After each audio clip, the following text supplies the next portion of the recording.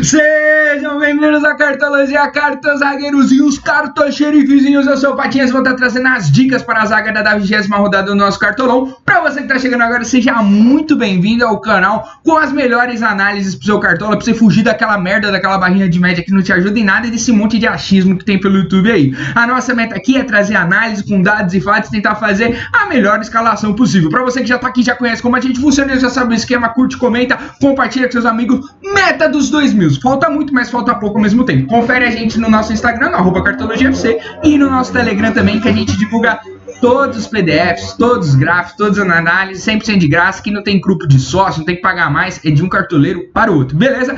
Quem já sabe, a gente já sempre divulga as nossas dicas em 3 tipos, né? Segura, moderada e ousadas. E as seguras a gente já fala logo de cara que vai ser o Diego de São Paulo e o Léo Ortiz do glorioso Bragantino, beleza? E antes de eu entrar nas moderadas e ousadas, que a gente vai ter uma conversa um pouco mais detalhada aí, deixa eu dar a resposta do glorioso quiz cartológico. Pra você que não viu, foi no nosso vídeo de resultados da 19ª rodada, mas tá vendo agora também. A pergunta foi: qual dos times tiveram mais bolas na trave no primeiro turno? E certo estava quem respondeu: o Atlético Mineiro, o glorioso Galo, até pelo volume ofensivo e dificuldade de acurácia que a gente já conversou nos últimos jogos, goleou a trave 15 vezes no campeonato, assumindo aí o título de quase. Beleza? Vamos lá. Pra gente começar a conversar sobre a nossa gloriosa zaga, a gente vai pro nosso mapa de confronto. Conheço porra nenhuma. O que é isso? Como que funciona o mapa de confronto? Quanto mais pra direita um time, mais pontos são cedidos pelo adversário dele nessa rodada, o que significa que maior chance dos zagueiros dele pontuarem bem. Quanto mais alto tá um time, significa que melhor execução, mais pontos os zagueiros deles de fato fazem. E aí a gente tenta combinar qual que é o melhor entre execução e oportunidade, e a gente tenta posicionar nos quadrantes. O quadrante verde a gente vai estar buscando a gente que tem confronto bom e o time tá mandando bem. O amarelo é aqueles caras que mandam mesmo, mas o confronto não é tão fácil, então a gente tem que buscar quem a gente manja. O azul são os perebinhas, mas que tem um conjunto bom, e a gente vai ver se tem alguma oportunidade aí. E o vermelho é cautela, é muito cuidado. É uma galera que não tem mandado tão bem e tem um confronto não tão fácil. Então a gente vai com muita manha, beleza? Quais são os jogos que eu quero destacar aqui? Eu acho que o São Paulo, que vai ter um dos jogos mais fáceis da rodada, vem embalado de uma excelente vitória contra o Flamengo e tá na nossa zona verde aqui. Tanto é que o Diego tá com a nossa sugestão. Eu vou fazer um panorama entre ele e o Bruno Alves, que eu sei que pode ser uma das dúvidas aí. Pô, Patinhas, Bruno Alves já mitou antes, e aí? Eu acho que o Diego Alves está no momento melhor e a gente vai entrar nisso com mais calma. Quais outros jogos que eu vou estar cobrindo? O glorioso Galo, que vai estar um jogo mais complicado do Flamengo. Acho que os dois vêm de resultados muito ruins, mas o Galo vai estar jogando em casa, então acho que ele tem algumas oportunidades legais da gente destacar. Vou estar conversando sobre o Bragantino, que também tem um jogo difícil, mas tem o bônus de estar jogando em casa versus o Santos. Vou estar conversando sobre o Flu, que está com uma excelente zaga, na minha opinião. Meus parabéns ao Flu. Acho que são os 3 jogadores, se você vê os jogos, são jogadores que se destacam muito bem, tanto pelo posicionamento, força e altura. São excelentes jogadores. Cara, vamos bater um papo rapidinho sobre o Corinthians que vai estar visitando o Dragão. Assim, o jogo não é fácil, mas também não é difícil. O Corinthians está numa fase muito ruim, mas está visitando um outro time que em casa também tem feito umas castigadas, mas acho que tem algumas oportunidades do Corinthians aqui. E vamos falar do Botafogo. Tá vermelho! Eu sei que tá vermelho, mas o Botafogo também não tem um jogo tão carrasco assim, vai estar encarando o Bahia lá na Fonte Nova. Mas o Bahia, jogando em casa, também já ofereceu algumas oportunidades aí. Por isso que eu acho que tem alguns nomes, especialmente o Canu e o Benevenuto, que tem se destacado tanto. Eu acho que dá pra tentar dar uma garimpada, mas de modo algum eu acho que eles vão ser nem segura nem moderado. Beleza? Vamos então conversar sobre o jogo do São Paulo. Como é que funciona? Que tabela é essa? Meu Deus, virou tarefa. Não, calma, se concentra.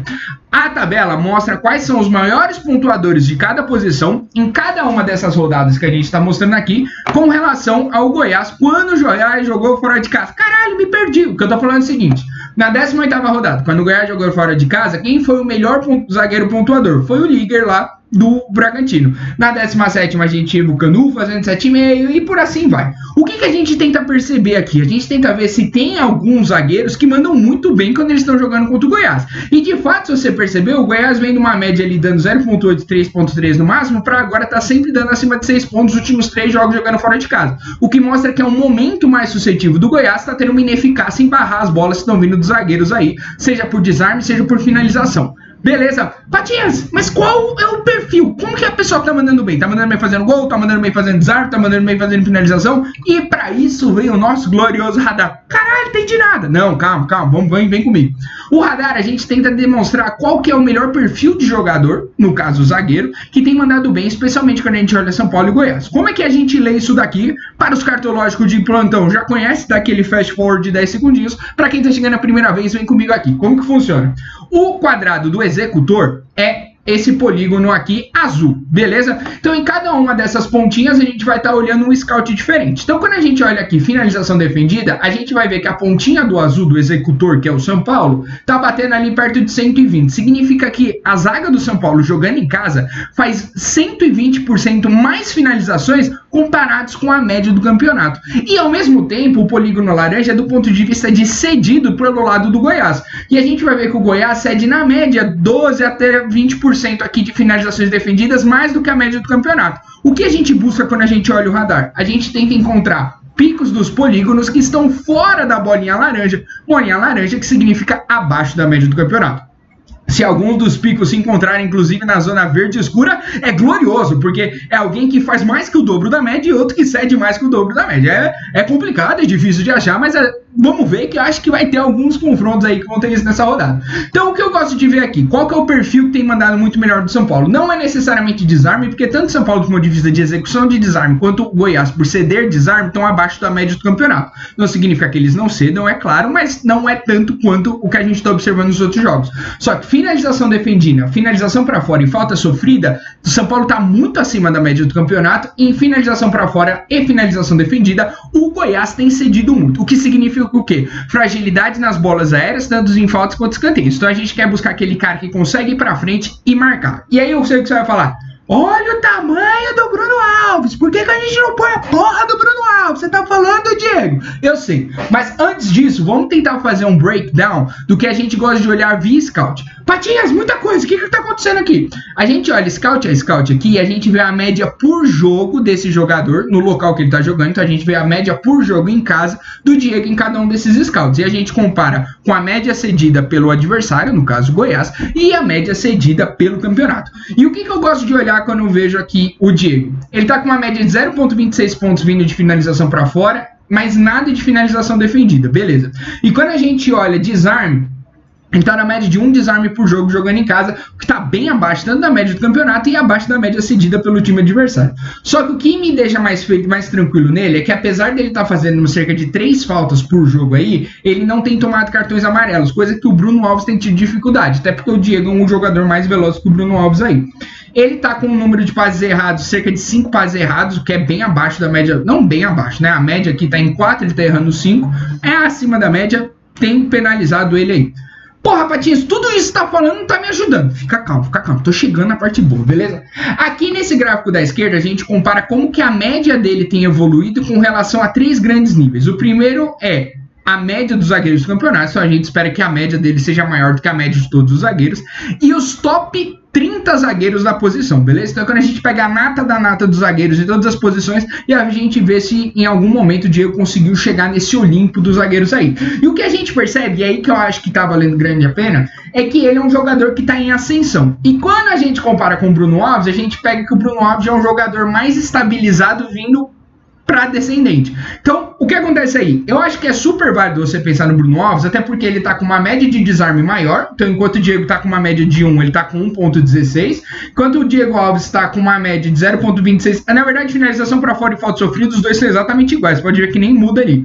Mas, quando a gente olha com relação à falta cometida, tá menor. Lá é 1,53, aqui é 0,66. Só que ele tem tomado mais cartão amarelo, coisa que o Diego ainda não tomou dentro de casa. Então, é um pouco mais de cuidado, só que ele erra menos fácil. Se você tá pensando em uma coisa um pouco mais garantia, certeza, tudo bem, eu até entendo você colocar o Bruno Alves, mas pelo andamento dos jogos e análise mesmo de posicionamento, eu acho que o Diego Alves tem uma oportunidade maior, por isso que vai estar sendo uma sugestão segura. Mas eu acho que qualquer um dos dois da zaga do São Paulo fazem uma excelente opção aí, que tem um dos confrontos mais fáceis e vem muito embalado. Beleza? Próximo jogo que eu quero olhar é do meu glorioso Botafogo. Vamos olhar aqui os últimos confrontos do Bahia com relação à zaga. Cara, não tem muito talento não, tá? Você tem um Hever fazendo 5.5, um João Vitor 5.1, a gente teve lá o glorioso Léo Ortiz fazendo gol na terceira rodada e aí ele saiu com 12.4 aí. Mas assim, não é nada que brilha aos olhos. Se a gente vê a média recente cedida pelo Goiás, é muito maior do que o Bahia, provavelmente, especialmente porque o Bahia jogando em casa tem uma força maior.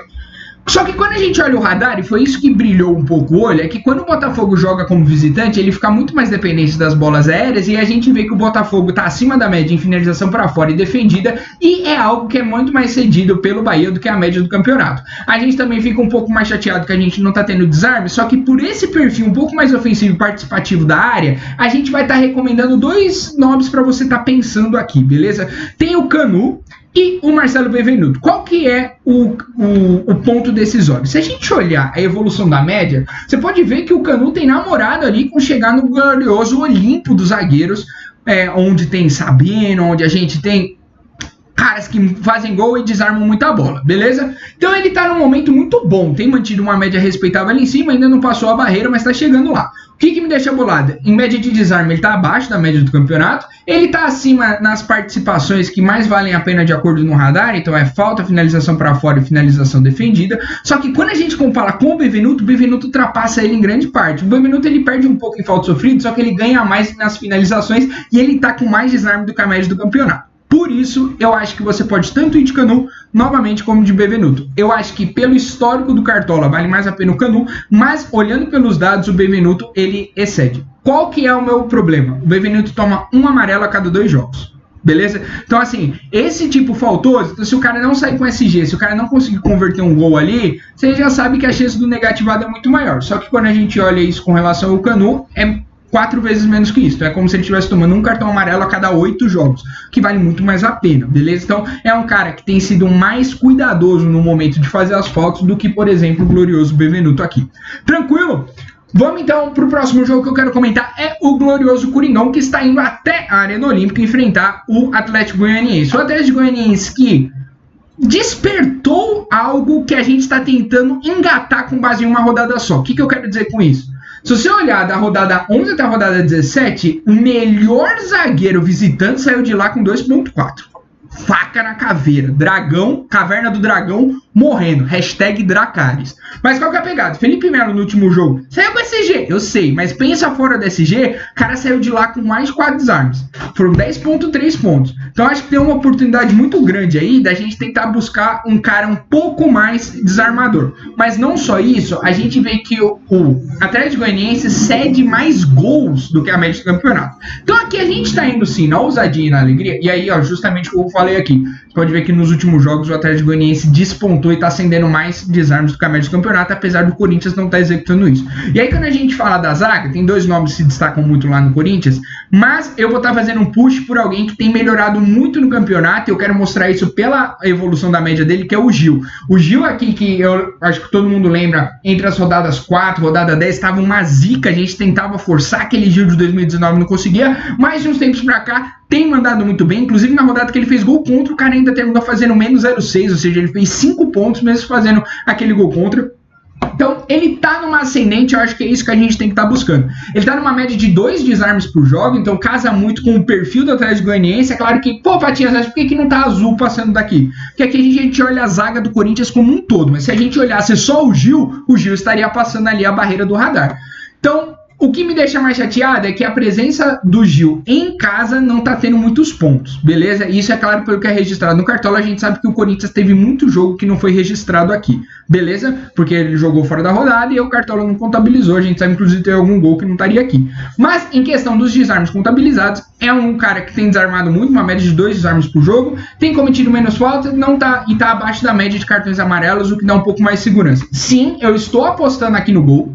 Entendo que é a oportunidade de finalização defendida, então é o famoso escanteio. Eu acho que ele pode trazer uma sustentação em desarme, mas no máximo 2, no máximo 4 desarmes ali. Então por isso é o cara que eu acho que ou ele vai fazer uns... Eu não acho que o Corinthians sai de lá com SG de forma alguma. O Atlético Goianiense tem sido muito incisivo jogando dentro de casa.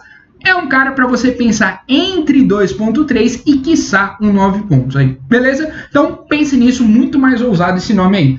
O Flu, qual que é a pegada do Flu? Flu tá vindo com uma escola defensiva bizarra. Eu honestamente convido você a olhar um jogo do Digão. É absurdo. O cara tá em todas as bolas, tanto ele. Olha o jogo do Santos. Nino e Lucas Claro foram quem garantiram o empate lá contra o glorioso Fantástico. Então, muito cuidado. E o que tem acontecido nos últimos jogos do Grêmio, é isso que eu tô tentando novamente pegar essa tendência aqui. Bruno Alves saiu com SG, mas ainda assim fez 4 pontos lá em casa e tomando amarelo aqui.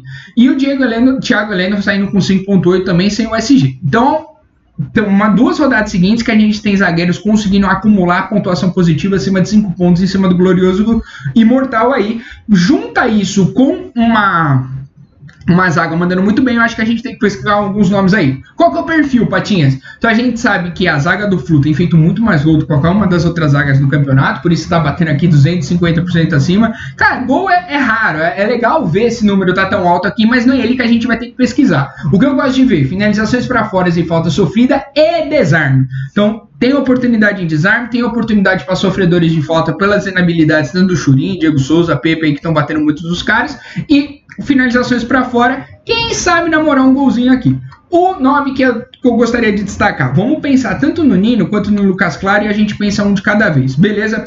Quando a gente olha do ponto de vista de desarme, a gente está comparando 1,22 versus 2, e aí o Lucas Claro sobrepõe. Quando a gente olha em finalização defendida, a gente está falando em 0,17 para nada, e quando a gente fala em falta sofrida, aí que o Nino aparece muito mais. O Nino tem em média tomado 2 faltas a mais do que o Lucas Claro por jogo. Se a gente olhar o gráfico dos dois, os dois estão ascendentes, mas ainda não ultrapassaram a barreira dos top 30, o Nino chegando muito mais perto do que o glorioso Lucas Claro, e a média de gol do Nino é um pouco maior. Mas, olhando aqui, que é as penalizações, eu acho que eu fico mais confortável colocando o Lucas Claro. Por quê?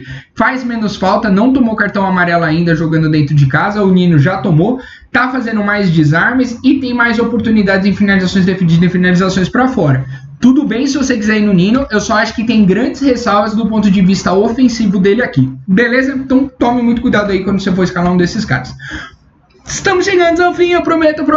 A gente vai estar falando agora do glorioso Red Bull, que vai estar encarando o Fantástico dentro de casa. Cara, o Santos que tem fornecido excelentes pontuações. Nino fez 9.9 no mesmo jogo que o Lucas Claro fez ponto pra caralho. Daniel Avelar fez gol em cima do Santos também, numa fragilidade de bola aérea. Fábio Sanches não fez gol, foi naquele jogo que o David Duarte fez menos de pouco, mas ele fez 6.2. Então, o Santos vem numa sequência aí de dar muito ponto pra zagueiro que tá jogando contra ele. E aí você vai ver isso. Se você olhar aqui o lado laranja do Santos, ele tá acima da média do cedido em todos os quesitos. E se a gente olhar o nosso glorioso Bragantino, tá acima dos quesitos em gol, desarme, falta sofrida. E aí o melhor nome com certeza é o Léo Ortiz, que já ficou entre os top 30, hoje tem namorado um pouco aquela posiçãozinha ali, tá numa média de 1.44 desarmes por jogo e uma média de 0.27 faltas sofridas aí. Isso aqui em pontuação, é claro. Então, é um excelente nome, eu acho que é um nome muito mais regular se você for pensar num líder aí.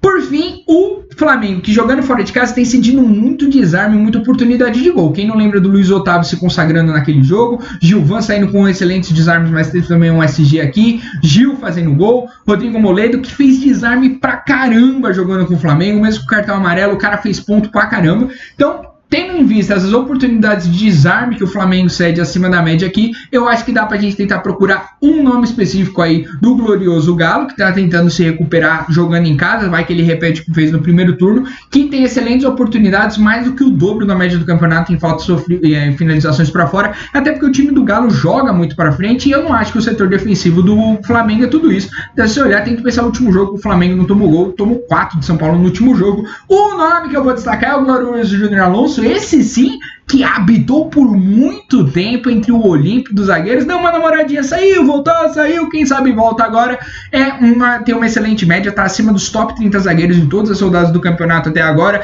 tá numa média de quase 3 desarmes por jogo, fazendo uma média de 0.68 pontos por finalização para fora e 0.34 defendido. Se você somar aqui só de finalização ele faz um ponto, você pega mais 3 de desarme, o cara já tá fazendo 4 sem SG, sem nada. É um cara que bate menos e toma menos cartão do que a média do campeonato. O que me deixa preocupado com ele é passe incompleto. O cara tá errando na média 7 passes por jogo. Eu não gosto de ver isso em zagueiro, até porque o zagueiro tem menos oportunidade de sair jogando com a bola. Se ele já erra a bola ali, a chance do gol é muito maior. Beleza? Essas são as nossas ressalvas. Gostaria até de pontuar o Heber bem rapidamente, que também tem namorado aí a zona do Olimpo dos zagueiros, mas se a gente compara com relação a desarme, a gente tá falando de um cara quase dobro não, tá? É 2,5 versus 1,57. É claro que o Hever, ele tem aquela estigma do gol, então ele tem mais gols do que quando a gente olha o glorioso Júnior Alonso em casa, só que até em finalização defendida você vai ver que o Júnior Alonso tem quase o dobro aqui, é 0,34 vezes 0,17, você pode ver que então o Hever, ele tem aquela chama, aquele brilho de conseguir fazer o gol, mas em questão de volume, o Júnior Alonso está melhor no campeonato ainda, e o que me preocupa é essa média de uma falta cometida todo jogo, que é menor do que uma falta a cada 2 jogos cometidos pelo glorioso Júnior Alonso. Beleza? Chega, vamos resumir, porque tá chegando no final. Quais são as nossas dicas seguras? Vai ser Diego do São Paulo, Léo Ortiz. As nossas dicas moderadas vão ser Gil e Júnior Alonso. E as nossas dicas mais ousadas vão ser Lucas Claro e Canu. É claro que a gente conversou sobre algumas outras oportunidades que não vão estar no time do Cartologia, mas você pode colocar como Bruno Alves, Marcelo Bevenuto e o Hever aí, mas não serão dicas cartológicas. Tome muito cuidado. Espero que vocês tenham gostado. Curte a gente no nosso Instagram, no @cartologiafc, e no Telegram, que a gente vai divulgar todos esses gráficos 100% de graça.